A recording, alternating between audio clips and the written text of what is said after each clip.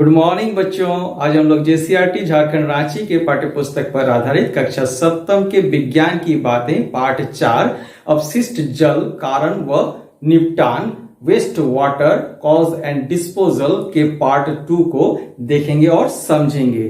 बच्चों, पिछले वीडियो में मैंने इसके पार्ट 1 का वीडियो बनाया है और इस वीडियो के डिस्क्रिप्शन बॉक्स में मैंने उसका लिंक डाल दिया है। आप एक बार उस वीडियो को अवश्य देख लें, आप अवश्य उससे लाभान्वित होंगे। तो आज देखते हैं इस वीडियो में हम लोग क्या क्या सीखने वाले हैं।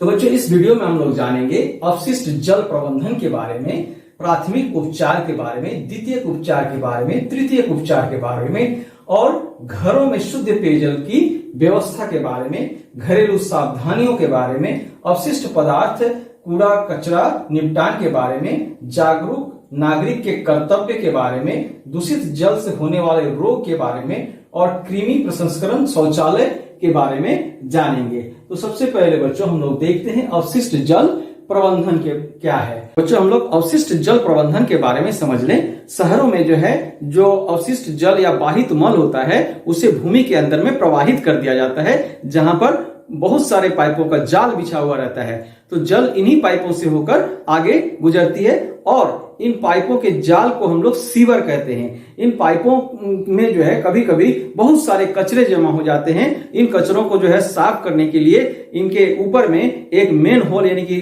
पूरा एक जो है गोलाकार उसका वो जो है कटा हुआ रहता है और उसके ऊपर एक ढक्कन लगा हुआ रहता है। आप इसे देख सकते हैं। तो उसमें उस मेन होल की मदद से उसके अंदर में व्यक्ति उतरकर उस पाइप के में जो गंदगी है उसे साफ करने का काम करता है। तो इस प्रकार से जो है हमारे अपशिष्ट जल का प्रबंधन होते रहता है और अपशिष्ट जल के उपचार की प्रक्रिया 3 चरणों में पूर्ण होती है। एक है प्राथमिक उपचार, दूसरा है द्वितीयक उपचार और तीसरा है तृतीयक उपचार। तो हम लोग एक एक करके सभी उपचारों को जानेंगे। सबसे पहले जानते हैं प्राथमिक उपचार के बारे में। तो बच्चों, सबसे पहले हम लोग अपशिष्ट जल प्रबंधन में प्राथमिक उपचार को समझते हैं। तो बच्चों, यहाँ हम लोग देख सकते हैं कि यह चित्र जो बना हुआ है, यहाँ पर ये 3 टैंक है। यह पहला टैंक प्राथमिक उपचार टैंक कहलाता है, दूसरा टैंक द्वितीयक उपचार टैंक कहलाता है और तीसरा तृतीयक उपचार टैंक कहलाता है। इसी की मदद से जो है जो अपशिष्ट जल का है प्रबंधन होता है और वो फिर से उपयोग के लायक हो जाता है।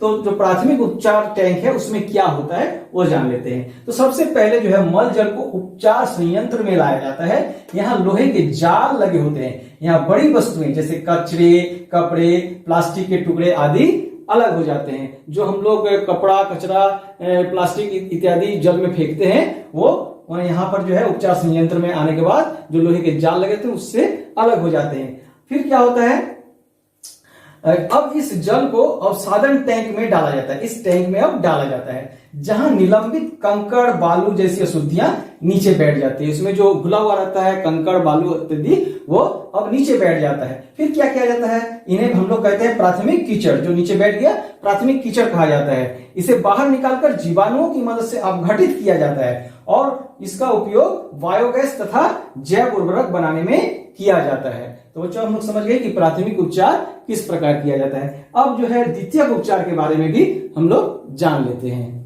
तो बच्चों, अब हम लोग जानेंगे अपशिष्ट जल का द्वितीयक उपचार के बारे में। हमने जाना कि प्राथमिक उपचार में कैसे एक टैंक के अंदर में जो बड़े बड़े कचरे होते हैं, प्लास्टिक वगैरह होते हैं, वह अलग हो जाता है और उसके बाद फिर उसे एक अवसादन टैंक में डाला जाता है जहां पर जो है पत्थर और ईट जैसे अशुद्धियां जो है नीचे बैठ जाती है और इसे पृथक करके उसे फिर जीवाणुओं के द्वारा अपघटित करके उसका इस्तेमाल अन्य कार्यों में जैसे बायोगैस इत्यादि में किया जाता है। अब हम लोग देखते हैं कि द्वितीयक उपचार में क्या होता है।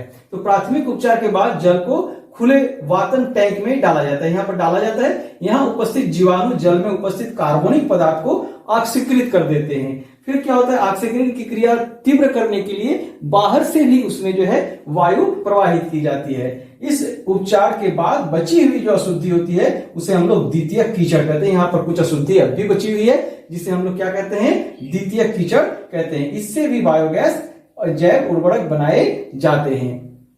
तो बच्चों हम लोग इसे एक बार फिर से समझ लेते हैं। जब प्राथमिक उपचार का कार्य पूरा हो जाता है तो फिर जल को जो है एक बातन टैंक में डाला जाता है। वहां पर जो जीवाणु होते हैं वो क्या करता है, उसमें उपस्थित जो कार्बनिक पदार्थ होता है उसे ऑक्सीकृत कर देता है। ऑक्सीकरण की क्रिया को और अधिक तीव्र करने के लिए बाहर से भी उसमें वायु प्रवाहित की जाती है और इस उपचार के बाद बची हुई जो शुद्धि होती है उसे द्वितीयक कीचड़ कहा जाता है। इससे भी बायोगैस एवं जैव उर्वरक बनाए जाते हैं। अब क्या होता है, द्वितीयक उपचार के बाद में तृतीयक उपचार होता है। तो हम लोग तृतीयक उपचार को भी जान ले। बच्चों बाहित मल के द्वितीयक उपचारक के बाद अब हम लोग तृतीयक उपचारक को समझेंगे।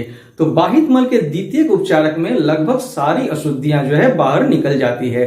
अब तृतीयक उपचारक के लिए इसे एक टैंक में प्रवाहित किया जाता है जिसे क्लोरिनेशन टैंक कहा जाता है। तो ये जो है हम लोग देख रहे हैं इसमें जो है क्लोरिनेशन टैंक है, इसमें प्रवाहित किया जाता है। तो इसके बाद यहाँ जो उपचार होती है, इस उपचारित जल को जल स्रोतों में प्रवाहित किया जाता है। इस जल का उपयोग सिंचाई तथा औद्योगिक प्रक्रमों में किया जा सकता है। तो इससे जो जल निकल रही है उसका उपयोग जो है सिंचाई और जल जो औद्योगिक प्रक्रम है वहां पर किया जा सकता है। आगे बच्चों हमें जो है एक सुझाव दिया गया है कि बाहित मल संयंत्रों के चारों ओर यूकेलिप्टस का वृक्ष लगाना चाहिए। क्यों लगाना चाहिए? यह वृक्ष जो है अवशिष्ट जल को अवशोषित कर लेते हैं और वायुमंडल में निर्मुक्त करते हैं। तो इस प्रकार से बच्चों हम लोगों ने देखा कि किस प्रकार से बाहित मल का जो है उपचार किया जाता है और इसे फिर से उपयोग के लायक बनाया जाता है। तो बच्चों अब हम लोग जानेंगे घरों में शुद्ध पेयजल की व्यवस्था किस प्रकार से हम लोग कर सकते हैं। तो बच्चों अब हम लोग जानेंगे घरों में शुद्ध पेयजल की व्यवस्था। आजकल बच्चों आधुनिक समय में बाजार में बहुत तरह के फिल्टर उपलब्ध हैं जिसकी सहायता से हम लोग जल को शुद्ध करने का काम करते हैं। तो इसके लिए बहुत सारे घरों में इस तरह के फिल्टर का उपयोग किया जाता है। इसके अतिरिक्त भी बच्चों एक और विधि है जिसके माध्यम से जल को हम लोग शुद्ध कर सकते हैं। जैसे अगर हम एक बाल्टी पानी ले लें जो कि गंदा हो और एक फिटकरी ले लें, उस फिटकरी को उस पानी में हम अच्छी तरह से चला दें और तो हम कुछ समय के बाद पाते हैं कि उस पानी में जो गंदगी है वो नीचे बैठ जाता है। और अब इस पानी को हम किसी कपड़े से छान कर, इस सूती कपड़े से छान ले सकते हैं तो हमें जो है स्वच्छ जल की प्राप्ति होगी। तो इस प्रकार से भी हम लोग स्वच्छ जल प्राप्त कर सकते हैं। घरेलू सावधानियां, ऐसा देखा गया है कि जहां पर पानी बाहर से लाना पड़ता है वहां घरों में सूती कपड़े के माध्यम से उस पानी को छान लिया जाता है। तो ये भी अच्छा है। और घरों में बहुत सारे घरों में जो है पानी को उबाल कर भी उपयोग किया जाता है। तो इस प्रकार से जो है घरों में सावधानियां बरती जाती है। आगे हम लोग जानेंगे अवशिष्ट पदार्थ अथवा कूड़ा कचरा निपटान। तो किस प्रकार से अवशिष्ट पदार्थ का या कूड़ा कचरा का हम लोग निपटान कर सकते हैं, इसे हम लोग जानेंगे। हम लोग जान लेंगे अवशिष्ट पदार्थ अथवा कूड़ा कचरा का निपटान के बारे में। तो बच्चों हमें जहां तहां कूड़ा कचरा नहीं फेंकना चाहिए। इससे क्या होता है कि कूड़ा कचरा धीरे धीरे सड़ने लगता है और उससे दुर्गंध निकलने लगती है जिससे हम लोग बीमार पड़ सकते हैं। तो यह हमारे ही भले के लिए है कि हम लोग जहां तहां कूड़ा कचरा को ना फेंकें। अगर कोई इधर उधर कूड़ा कचरा को फेंक रहा है तो उसे आप समझा सकते हैं और दूसरे के स्वास्थ्य के प्रति उसे जागरूक कर सकते हैं। तो हम लोग इसे देख लेते हैं। अवशिष्ट पदार्थ एवं कूड़ा कचरा हमारे दैनिक जीवन के क्रियाकलापों का परिणाम है। हमें घर एवं बाहर कहीं पर भी जहां तहां कूड़ा कचरा नहीं फेंकना चाहिए। इसके लिए कूड़ेदान का प्रयोग किया जा सकता है, नहीं तो इन कूड़े कचरों की वजह से उठने वाली दुर्गंध से हमें ही परेशानी। तो बच्चों अब हम लोग जानेंगे जागरूक नागरिक के कर्तव्य। तो जैसे कि हम लोग जानते हैं कि हमें जहां तहां पर घर के कचरे को नहीं फेंकना चाहिए। इससे क्या होता है कि कचरा धीरे धीरे सड़ने गलने लगता है और सड़ने गलने के पश्चात उसमें से दुर्गंध निकलती है और उस दुर्गंध के फलस्वरूप आसपास रहने वाले लोग उससे प्रभावित होते हैं, बीमार पड़ते हैं। तो ऐसा करना हमारे लिए अच्छी बात नहीं है। एक अच्छे नागरिक का कर्तव्य कतई नहीं हो सकता है ना। तो हमें अपने आसपास गंदगी नहीं फैलाना चाहिए और गंदगी दिखने पर पंचायत को इसके बारे में बताना चाहिए। अगर किसी के घर से निकलने वाले बाहित जल किसी को प्रभावित करता है तो उसे अन्य के प्रति संवेदनशील होने को भी कहना चाहिए। तो आगे बच्चों हम लोग जानेंगे दूषित जल से होने वाले रोग के बारे में। देखते हैं दूषित जल से कौन कौन से रोग होते हैं। तो बच्चों अब हम लोग जानेंगे दूषित पेयजल से उत्पन्न होने वाले रोगों के संबंध में। तो बच्चों दूषित जल के फलस्वरूप जो है जल जनित रोग होते हैं जैसे हेपेटाइटिस, पेचिस आदि। इससे हमें बहुत तकलीफ होती है, अतः जो है हमें दूषित जल का उपयोग नहीं करना चाहिए। आगे बच्चों कृमि प्रसंस्करण शौचालय के बारे में जानते हैं। तो भारत में ऐसी शौचालय की रूपरेखा का परीक्षण किया गया है। इसमें क्या किया जाता है, जिसमें केचुआ के द्वारा मानव मल को उपचारित किया जाता है और केचुआ के उपयोग से क्या होता है, बहुत कम मात्रा में जल की आवश्यकता होती है इसमें, और मानव मल जो है पूर्णतः कृमि केंकों में परिणत हो जाता है और जो कि मृदा के लिए अच्छा पोषक तत्व है। तो ये बहुत अच्छा है अगर इसका उपयोग अधिक से अधिक होगा तो। अब बच्चों हम लोग जान लेते हैं कि सेप्टिक टैंक के बारे में। सेप्टिक टैंक जो है किस प्रकार से बाहित मल निपटान के लिए एक अच्छा विकल्प हो सकता है।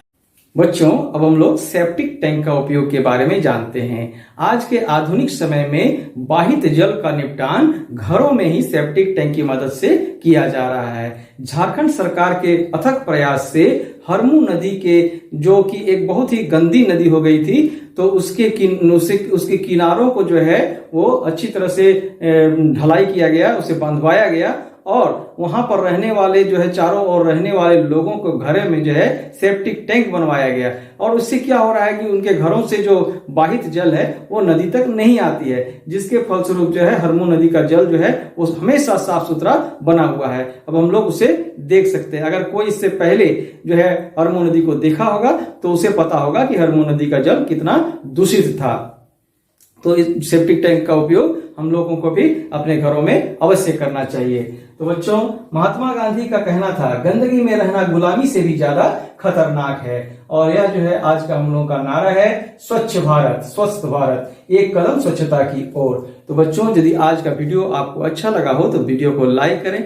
यदि अभी तक आपने हमारे चैनल को सब्सक्राइब नहीं किया है तो चैनल को सब्सक्राइब कर लें और वीडियो में अंत तक बने रहने के लिए बच्चों आप सबका बहुत बहुत धन्यवाद। मिलते हैं अगले वीडियो में।